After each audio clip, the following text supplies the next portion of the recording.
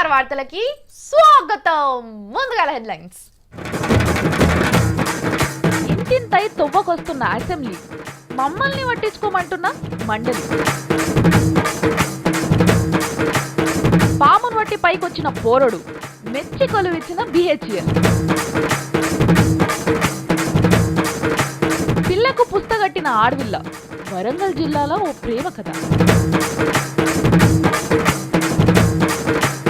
పాలెం పాపం సర్కారు కోపం, ఎలగొట్టిన సీఎం పట్టించుకోని చంద్రం, సిగ్గిడిచి పెట్టిన హైదరాబాద్ లీడర్లు, సభ పెట్టుకొని మరీ కొట్లాట.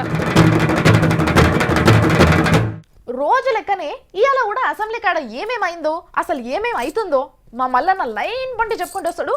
మీరు వినేసేయండి. ఏ ఊకో అమ్మ ఊకో, ఏందంట ఊకే వాయిదాలు పడితే అరుచుకుంటారు, కొట్లాడుకుంటారు, ఇదే కథ కదా, ఏమింటాము అది మాత్రం అనుకోకుండా. ఎందుకంటే ఇవాళ ఇంకో కొత్త ముచ్చటైందంటాడా, నిజంగా మా మల్లన్న చెప్తాడు. ఏనుండ్రి మల్లన్న రెడీ. తిట్టంగా ఇగో ఇవాళ జర సోయికి వచ్చినట్టున్నారమ్మా ఈ ఎమ్మెల్యేలంతా. అసెంబ్లీ సురువైనప్పుడు గదే లొల్లి చేసిండ్రు కానీ ఆ తర్వాత జర తుబకొచ్చింది. 2 సార్లు వాయిదా పడ్డాక 3వసారికి తెలంగాణ బిల్లు మీద చర్చ మొదలు పెట్టిండ్రు. ముందుగాల ఆనం రామనారాయణ రెడ్డి సార్ మాట్లాడుకుంటా తెలంగాణ ముసాయిదా బిల్లు మీద చర్చ చేస్తేందుకు మాకు ఎటువంటి తక్లీఫ్ లేదు అధ్యక్ష అనగానే వెంటనే నాదెండ్ల సార్ వట్టి వసంత కుమార్ తోని చర్చ మొదలు పెట్టమని చెప్పిండు. వట్టి వసంత్ కుమార్ గారు ఆన్ ద డిస్కషన్. ఇక ఈయన జరసేపు బిల్లు మీద అభిప్రాయం చెప్పంగానే లొల్లి ఎక్కువయ్యే వర్కాల రేపు పొద్దుగాల రాపోయిండ్రు అని తోలిచ్చిండు. ఇక మొత్తం మీద తెలంగాణ బిల్లు మీదనైతే చర్చ మొదలైంది. అయితే సర్కారు మాత్రం ఇంకో తిరిగి ఆలోచన చేస్తున్నదట. ఇది లోపటి మాట. మరి ఈ 10 తారీఖు వరకాల చర్చ ఒడిపించి రాష్ట్రపతి సార్కు బిల్లును పంపేద్దామని అనుకున్నారట. మరి ఇంట్లో ఎంతవరకు నిజం ఉన్నదో తెలియదు కానీ ఇదైతే జరిగిందట లోపట. ఇక చర్చ మొదలు పెట్టినందుకు తెలంగాణ ఎమ్మెల్యేలు అందరు ఖుషి అయినరు పో.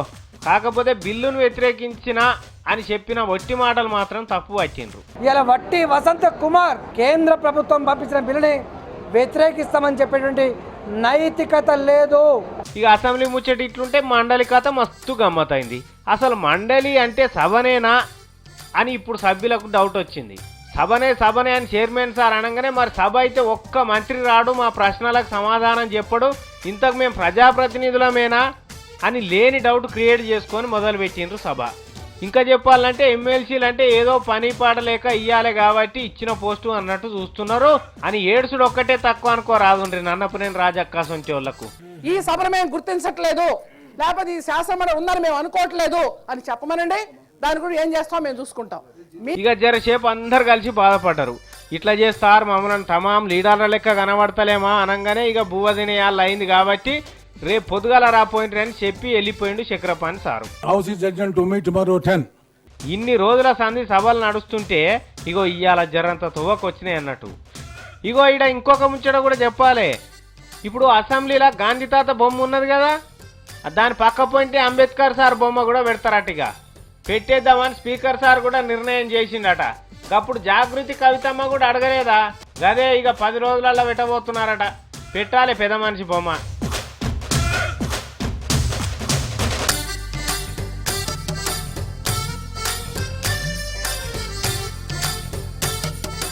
సార్ను మాట్లాడమంటే గల్లీల దోమలు ఎక్కువైతున్నాయి అన్న ముచ్చట కాడికెళ్ళి వేరే గ్రహాలలో నీళ్లు ఊరుతున్నాయి అనే ముచ్చట వరకు అన్నీ మాట్లాడతాడు.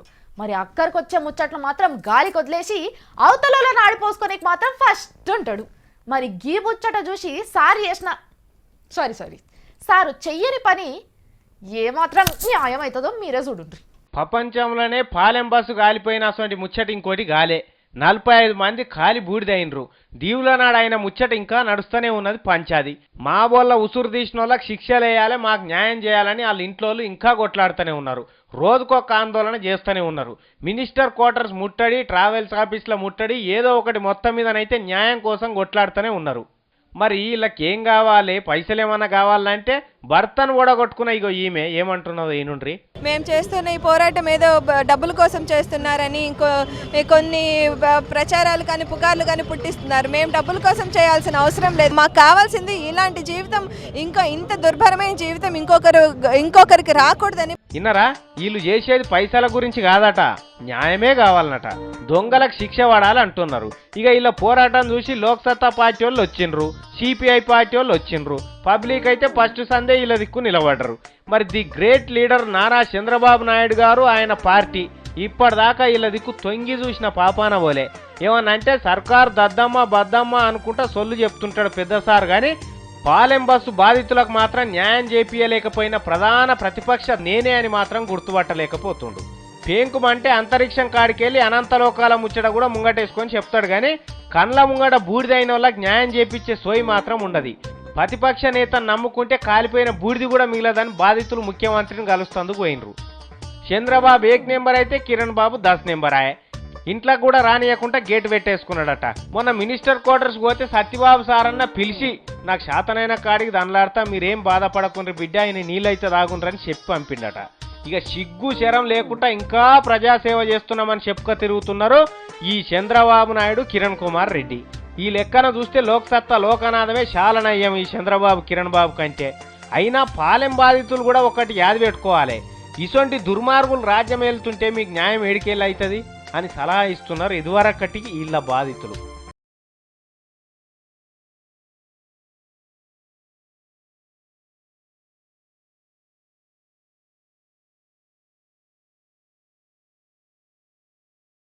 మన దేశంలో ఏడ చూసినా వీధికి ఒక విగ్రహము లేదంటే గల్లీకి ఒక గుడి కనిపిస్తూనే ఉంటాయి కదా. మరి అవిటికి ఇవిటికి ఏంది తేడా అంటే, గుళ్ళేమో దేవుళ్ళకి కట్టిస్తారు, విగ్రహాలేమో గొప్ప గొప్ప లీడర్లకి మనుషులకు కట్టిస్తారు. కానీ లీడర్లకు కూడా గుడి కట్టించుడు ఈ నడమనే అవుతుందబ్బా ఇడ. అదే మన శంకర్రావు సార్ కట్టిస్తుండు కదా గుడి, గదే చెప్తున్నా. గా పనులు ఏడదాకా వచ్చినాయి, ఒక్కసారి రాసుకుందాం మనం కూడా. సోనియా గాంధీ గారి ఈరాభిమాని శంకర్రావు సారు సోనియమ్మకు గుడి కట్టి ఇవ్వబోతున్న ముచ్చట ఎరికే కదా.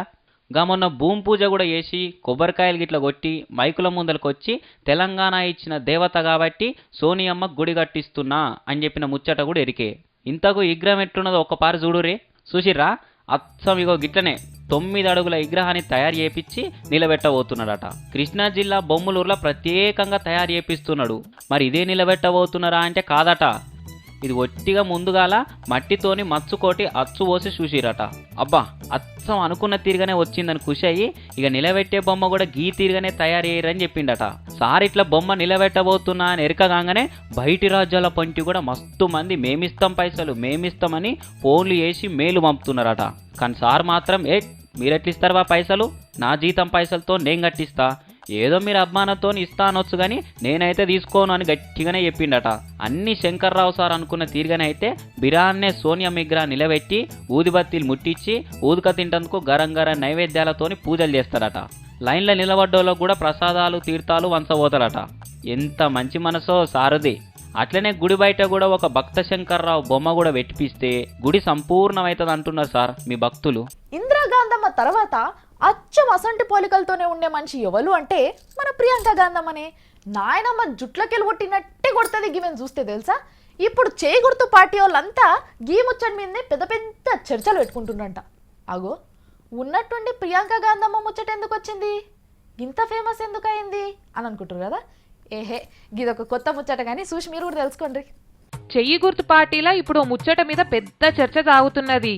ఇంతకేంటిదంటే సోనియా గాంధీ బిడ్డే ప్రియాంక గాంధీ ప్రత్యక్ష రాజకీయాలకు రావాలని చూస్తుందట. మరి ఉన్నట్టుండి ఈ ముచ్చట ఇప్పుడే ఎందుకు వెళ్ళిందంటే, నిన్న కాంగ్రెస్ కలల ప్రధాని రాహుల్ గాంధీ ఇంట్లో పార్టీ లీడర్లతోని మీటింగ్ అయిందంట. మరి ఆళ్ళేదో ముచ్చట మీద మాట్లాడుకుంటుంటే ఆ మీటింగులో ప్రియాంక గాంధీ కూడా ప్రత్యక్షమైందంట. అరే, పిల్ల గీడికెందుకు వచ్చింది అని అందరు పరిశానే చూసిర్రంట. దగ్గర ఓ గంట సేపు ఆ మీటింగులో కూర్చొని అందరితోని మాట్లాడిందంట. ఇదివరదాకా పార్టీ ఎలక్షన్ల ప్రచారాల పనులు మాత్రమే చూసుకుంటుండే ఈమె.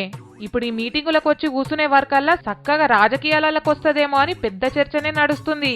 మరి ఇదేందయ్యా ముచ్చట అని చెయ్యి గుర్తు లీడర్లను అడిగితే వాళ్ళు మాత్రం మీటింగ్ అయిపోయే టైంలో ఏదో ఆఖరికి వచ్చి జరిసే ముచ్చట పెట్టిపోయింది అని చెప్తున్నారు. మరి ఇంతకు వస్తుందా రాదా అంటే ప్రియాంక గాంధీ రాజకీయాలకు వస్తే పార్టీకి మస్తు లాభాలుంటాయని ఇప్పటి సందో చెప్తున్నారు అందరూ. మొన్న 4 రాష్ట్రాలలో చేయి గుర్తుకు ఉత్త చేతులే మిగిలినాయి అన్నది కూడా అందరికీ తెలిసిన ముచ్చటనే కదా. ఇక ఇప్పుడు ప్రియాంకమ్మ వస్తే వచ్చే లోక్సభ ఎలక్షన్లల్లో పార్టీ గెలిచే తీరుతుందని అందరూ అనుకుంటున్నారట. ఇక ఆఖరికి ముచ్చట మీద ఏం తేలుతుంది ఏం కథ అన్నది జల్దే ఎరకైతుంది కానీ చూడాలి మరి. ఇందిరమ్మ సోనియమ్మ తర్వాత గీ ప్రియాంకమ్మ రాజకీయ చదరంగంలో ఎట్లా ఆడుతుందో అని ఎదురు చూస్తున్నారు ఓటర్ కార్డులు ఉన్నోళ్ళు.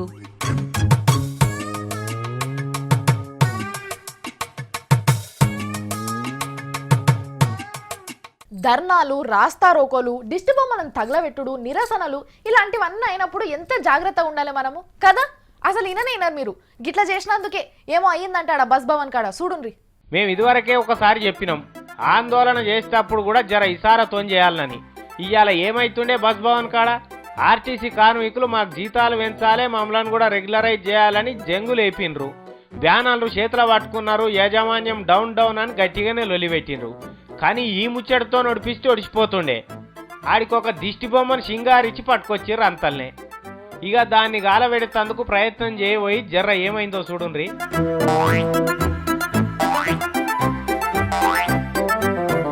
చూసిండ్రా ఏమో నెటమటమైతే ఎట్లుండు. దిష్టి బొమ్మను అంటు పెట్టుడేమో కానీ వీళ్ళే అంటు పడుతుండే ముందుగాల. అప్పటికే ఇగోయడ ఒక ఆయన తొందర మీద ఉన్నాడు, ఎప్పుడు ముట్టిద్దునా అని. చూడుండ్రి ఎంత కసి మీద ఉన్నాడో. చూసినరా అంతల్నే పక్కపంటి ఉన్నాయన గుంజుకున్నాడు కానీ లేకపోతే తలగబెట్టు. అప్పుడే మంచిగా సింగారిచ్చిన దిష్టి బొమ్మను తలగబెట్టేందుకు ఎమ్మెల్సీ నాగేశ్వరరావు సార్కు ఛాన్స్ ఇచ్చిండ్రు. సార్ చాలానే కష్టపడి 2-3 పుల్లలు వేస్ట్ చేసిండు, అయినా అంటుకోలే. అది దిష్టి బొమ్మ హౌస్ గట్టిగా ఉన్నట్టుంది. అప్పటికే సగం పుల్లలు పెట్టి ఒడిచిపోయింది. ఇక లాభం లేదని 2-3 పుల్లలు ఒకటే పరి ముట్టించిండ్రు, అయినా అంటుకోలే. ఇక ఇట్లా కాదని ముందుగా ఒక కాగితం ముట్టించిండ్రు. నెక్స్ట్ ఇట్లా అయింది.